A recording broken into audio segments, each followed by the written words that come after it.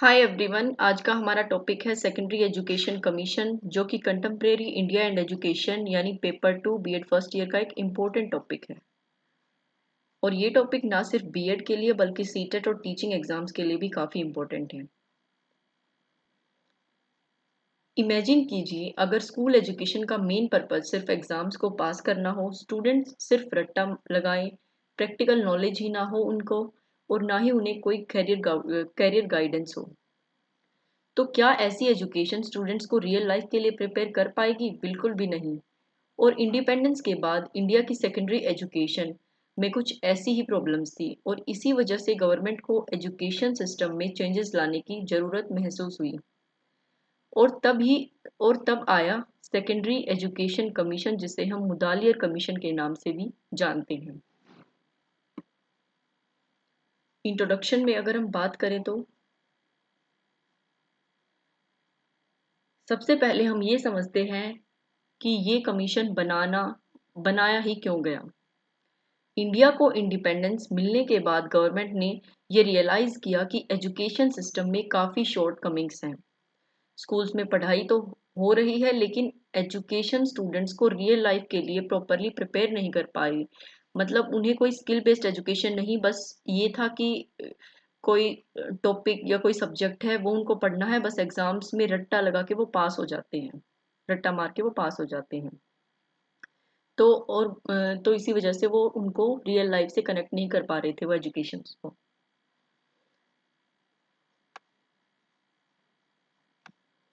Students पढ़ते थे, exams देते थे, मार्क्स भी आ जाते थे, लेकिन उनकी personality development, practical skills, leadership और करियर गाइडेंस जैसी चीज़ों पर ज़्यादा फोकस नहीं होता था। इसी प्रॉब्लम को सोल्व करने के लिए 1952 में गवर्नमेंट ने एक कमीशन अपॉइंट किया, और जिसके चेयरमैन थे डॉक्टर डॉक्टर मुदालियर, और उनका पूरा नाम था लक्ष्मण स्वामी मुदालियर, और इसीलिए ही इसे मुदालियर कमीशन कहा गया। इस कमीशन का मेन पर्पस था सेकेंडरी एजुकेशन को बेटर, प्रैक्टिकल और यूजफुल बनाना।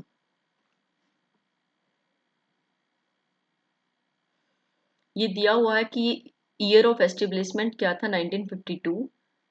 रिपोर्ट कब सबमिट हुई, 1953 में, और चेयरमैन थे doctor AL Mudaliar, appointed by government of India. अब बात करते हैं नीड ऑफ कमीशन, आयोग की आवश्यकता, कि इस कमीशन की जरूरत क्या पड़ी। सोचो, अगर कोई स्टूडेंट सिर्फ थ्योरी याद करता रहे और रियल लाइफ स्किल्स डेवलप ही ना करे, तो फ्यूचर में उसको प्रॉब्लम्स आएंगी। उस टाइम एजुकेशन सिस्टम में कुछ मेजर प्रॉब्लम्स थी।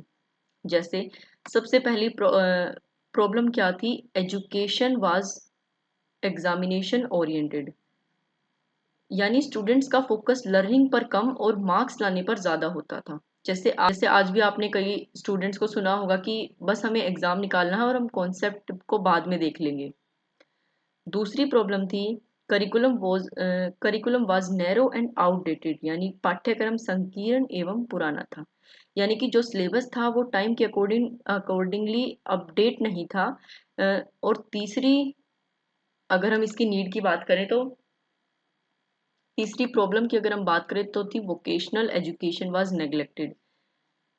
वोकेशनल एजुकेशन यानी व्यावसायिक शिक्षा की कमी थी। हर स्टूडेंट डॉक्टर या इंजीनियर नहीं बनना चाहता, किसी को तो बिजनेस पसंद होता है, किसी को टेक्निकल फील्ड और किसी को प्रैक्टिकल वर्क, लेकिन उस वक्त ऐसे ऑप्शंस पर ज़्यादा फोकस नहीं किया जाता था।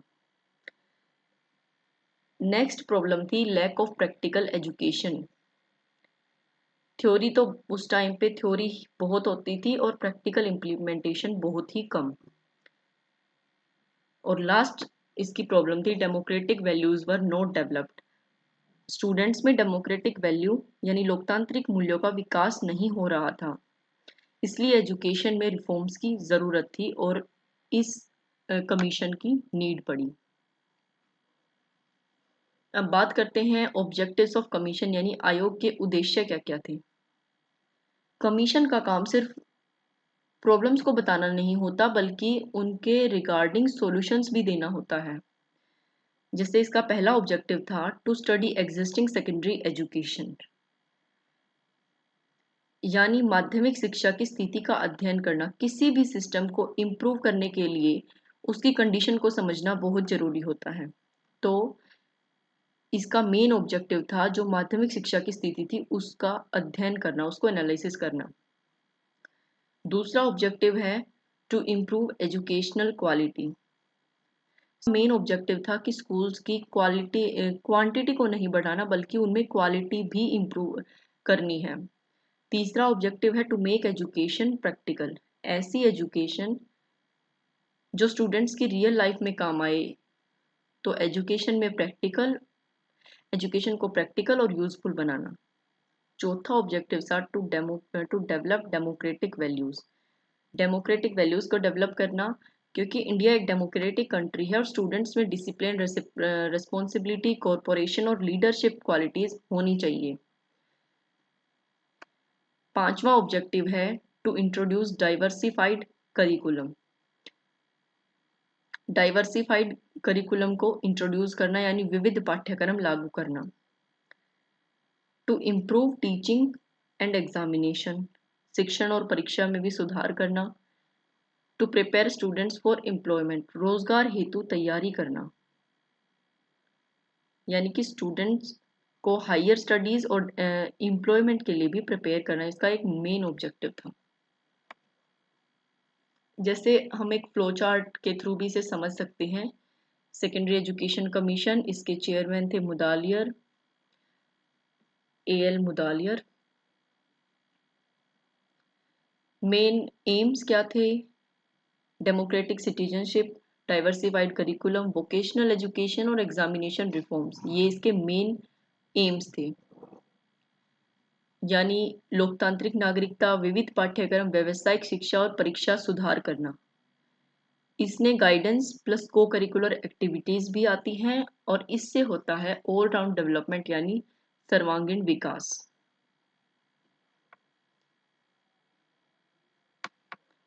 अब बात करते हैं AIIMS of secondary education. Secondary education के क्या एम हैं,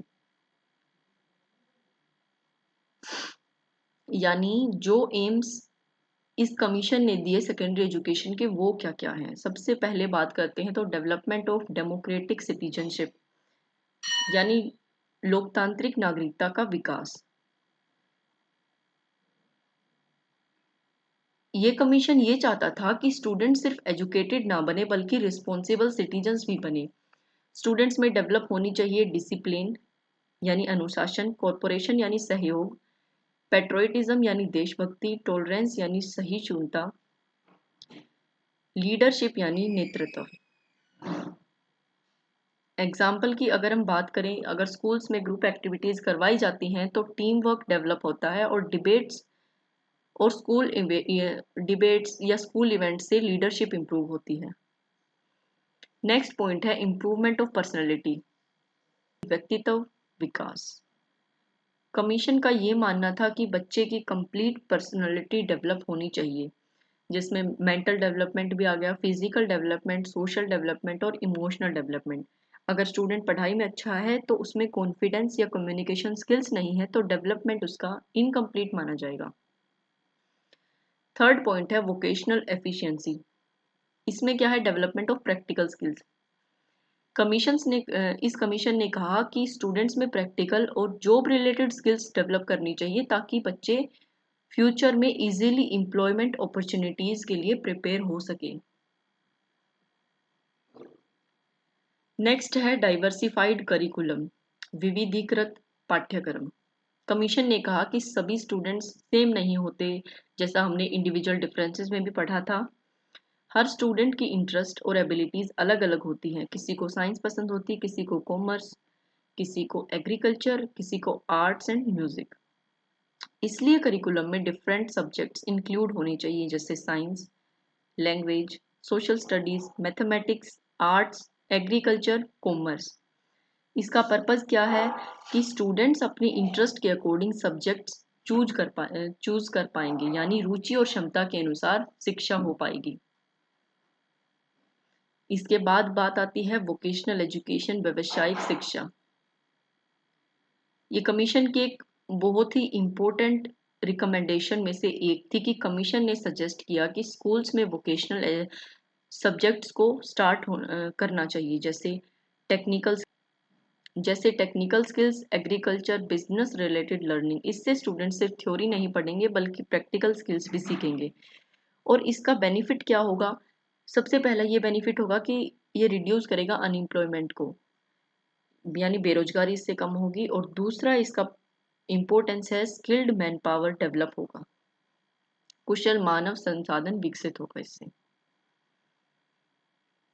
अब बात करते हैं इम्प्रूवमेंट इन टीचिंग मेथड्स, यानी शिक्षण विधियों में सुधार।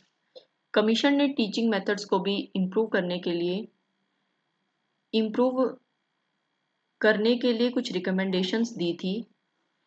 उस वक्त क्या था, ट्रेडिशनल मेथड यूज होता था। टीचर बोलते थे, स्टूडेंट सुनते थे और फिर वो रोट लर्निंग करते थे, एग्जाम देते थे, बस उनमें मार्क्स लाते थे। कमीशन ने ये सजेस्ट किया कि इसमें होना चाहिए activity method, learning by doing, project method, discussion method, practical work. Example की अगर हम बात करें, अगर साइंस का कोई चैप्टर पढ़ाया जा रहा है तो सिर्फ डेफिनेशंस याद करवाना इनफ नहीं है, बच्चों से एक्सपेरिमेंट्स भी करवाने चाहिए। क्योंकि जब स्टूडेंट्स खुद करते हैं, लर्निंग बाय डूइंग, तब लर्निंग और भी ज़्यादा इफेक्टिव हो जाती है। अब बात करते हैं इसके एग्जामिनेशन रिफॉर्म्स के बारे में। परीक्षा से रिलेटेड इसने क्या सुधार किए? इस कमीशन ने एग्जाम्स के सिस्टम में भी चेंजेस कुछ सजेस्ट किए हैं, जो कि इस प्रकार हैं। इस प्रकार है, reduce dependence on final exam, अंतिम परीक्षा पर निर्भरता कम हो। जैसे हमने एक सीसीई का कॉन्सेप्ट पढ़ा था, उनमें क्या था, कॉन्टिन्यूस एंड कॉम्प्रिहेंसिव इवेल्युएशन करना बच्चे का। ये नहीं कि केवल फाइनल एग्जाम में रिजल्ट आ जाएगा और कोई पास या फेल हो जाएगा। इंट्रोड्यूस्ड ऑब्जेक्टिव क्वेश्चंस, वस्तुनिष्ठ प्रश्न बढ़ाए गए। इंटरनल असेसमेंट, आंतरिक मूल्यांकन हो बच्चे का। और मेंटेन कम्युलेटिव रिकॉर्ड्स, प्रगति रिकॉर्ड रखा जाए कि बच्चे ने कितनी प्रगति की है, उसने उसमें कितना डेवलपमेंट ग्रोथ हुई है बच्चे की, तो उसका कंटिन्यूस इवेल्युएशन होना चाहिए। और इससे हम स्टूडेंट्स के ओवरऑल परफॉर्मेंस को एसेस कर सकते हैं। नेक्स्ट पॉइंट है गाइडेंस एंड काउंसलिंग, यानी निर्देशन एवं परामर्श। निर्देशन एवं परामर्श में जैसे 10th या 12th के बाद बच्चे कितने कंफ्यूज्ड होते हैं कि हम साइंस लें, कॉमर्स लें, आर्ट्स लें, कौन सा कैरियर चूज करें।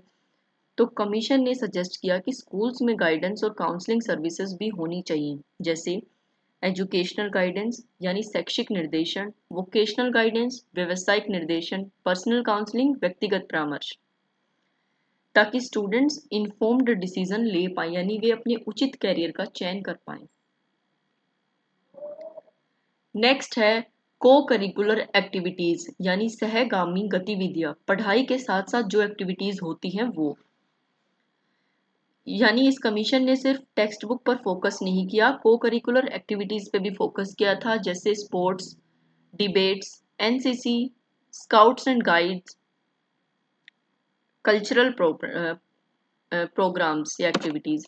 ये एक्टिविटीज से क्या होता है कि बच्चे कॉन्फिडेंट होते हैं और पर्सनैलिटी डेवलपमेंट में भी ये बहुत हेल्प करती है। नेक्स्ट है टीचर से रिलेटेड क्या सजेशन दिए, शिक्षक संबंधी सुझाव। इस कमीशन का क्या मानना था कि जितने अच्छे टीचर्स होंगे उतना ही अच्छा एक एजुकेशन सिस्टम हम डेवलप कर सकते हैं। इसलिए उन्होंने सजेस्ट क्या किया, बेटर टीचर ट्रेनिंग, की टीचर्स की ट्रेनिंग को और भी अच्छा उसमें सुधार किया जाए, इंक्रीज सैलरी, वेतन में वृद्धि की जाए, इम्प्रूव सर्विस कंडीशन, बेहतर सेवा शर्तें रखी जाएं, क्योंकि टीचर्स एजुकेशन सिस्टम की बैकबोन होते हैं। अब बात करते हैं अचीवमेंट्स की, कि इस कमीशन की उपलब्धियां क्या क्या थी। सबसे पहली तो डाइवर्सिफाइड करिकुलम, इसमें विविध पाठ्यक्रम था। वोकेशनल एजुकेशन यानी व्यावसायिक शिक्षा पर जोर दिया गया, केवल टेक्स्ट बुक पे नहीं, बच्चों को स्किल बेस्ड एजुकेशन देना। एग्जामिनेशन रिफॉर्म्स लाए गए, परीक्षा से संबंधित सुधार कि बच्चों का कॉन्टिन्यूस इवेल्युएशन होना चाहिए, केवल फाइनल एग्जाम्स तक नहीं। और लास्ट है डेमोक्रेटिक वैल्यूज बच्चों में डेवलप करना, यानी लोकतांत्रिक मूल्यों का विकास करना। अब इसकी कुछ लिमिटेशंस है, जैसे रिक्वायर्ड लार्ज फंड्स,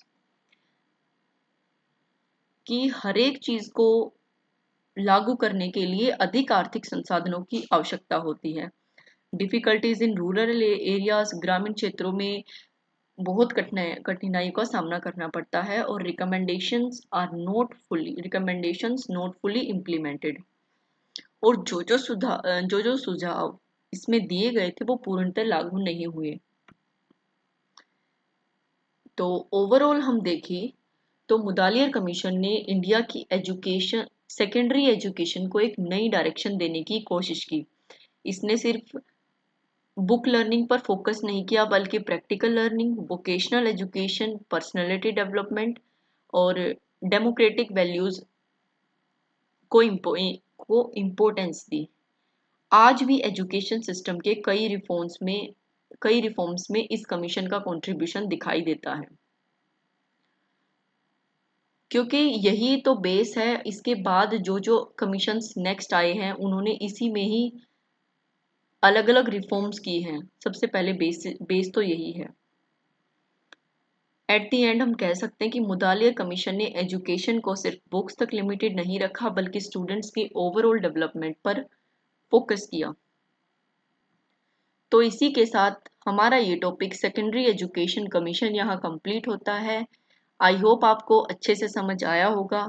अगर आपको वीडियो से रिलेटेड कोई भी डाउट है तो आप कमेंट सेक्शन में लिख सकते हैं। अगर आपको वीडियो हेल्पफुल लगे तो चैनल को सब्सक्राइब कीजिए और वीडियो को लाइक कीजिए और अपने बाकी बीएड फ्रेंड्स के साथ भी शेयर कीजिए। Thank you so much for watching. मिलते हैं नेक्स्ट वीडियो में।